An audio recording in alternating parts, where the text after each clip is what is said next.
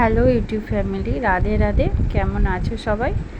আশা করি ভালো আছো, আমরাও ভালো আছি। আমার পুরনো বন্ধুদের ধন্যবাদ জানাই আমার পাশে থাকার জন্য, আমাকে সাপোর্ট করার জন্য। আর নতুন বন্ধুদের স্বাগত জানিয়ে শুরু করছি আমার আরও একটি নতুন রেসিপি ভিডিও। তো আজকে আমি বানাবো এগ চিলি। তো সবাই তো মানে চিলি চিকেন খেয়েছেন, তো একবার বাড়িতে বানিয়ে ফেলুন এগ চিলি।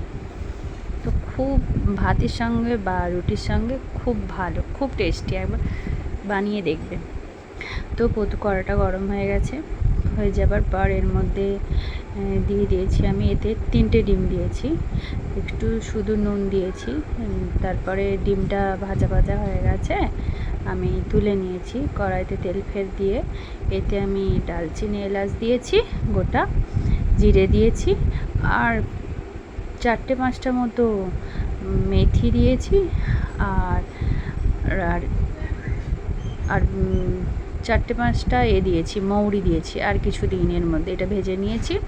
ভাজার পরে এতে ক্যাপসিকাম দিয়েছি, আমি 8খানা ক্যাপসিকাম দিয়েছি, আর 2টো পেঁয়াজ দিয়েছি, আর একটা টমেটো দিয়েছি।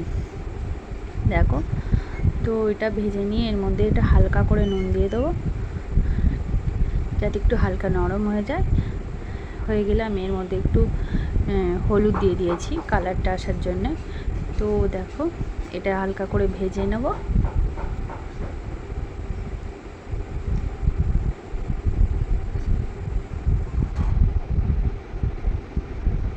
দেখো, আমার এটা ভাজা হয়ে গেছে, কীরকম কত সুন্দর হয়ে গেছে। তো এর মধ্যে আমি দু চামচ মতো আদা রসুন বাটা দেবো। এটা ভালো করে নেড়ে নেব, একটু ভাজা ভাজা করে নেব, নাহলে একটা কাঁচা গন্ধ ছাড়বে।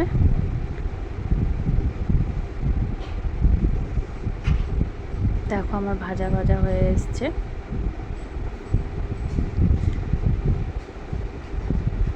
এবারে এর মধ্যে আমি দিয়ে দেব লঙ্কা গুঁড়ো। আমার হলুদ দেওয়া আছে বলে আমি হলুদটা দিচ্ছি না এখন।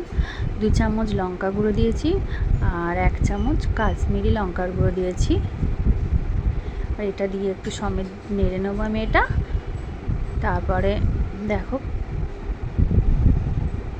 নাড়া হয়ে গেলে এর মধ্যে আমি দিয়ে দেবো একটু ভাজা মশলা দিয়ে দিচ্ছি, 1 চামচ মতো।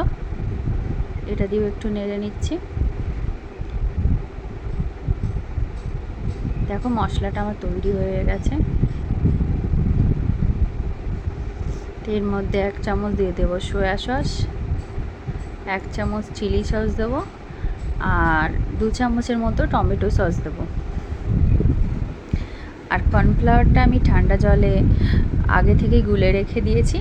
তারপরে গ্রেভিটা একটু সুন্দর হওয়ার জন্য আমি এর মধ্যে কর্নফ্লাওয়ারটা দিয়ে দেবো,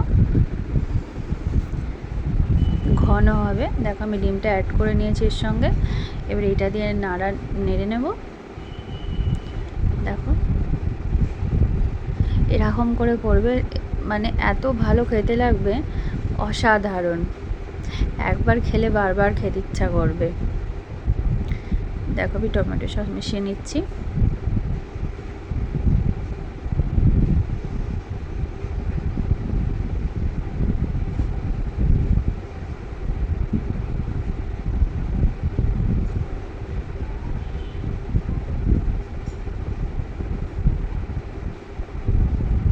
আমি এতে বেশি জল দেবো না, যেহেতু সবটাই সিদ্ধ হয়ে গেছে। মশলাটার জন্য আমি একটু জল দিলাম, জলটা দেব। তো দেখো, আমার ফুটে গেছে। দেখো, আমার ঘন ঘন হয়ে গেছে।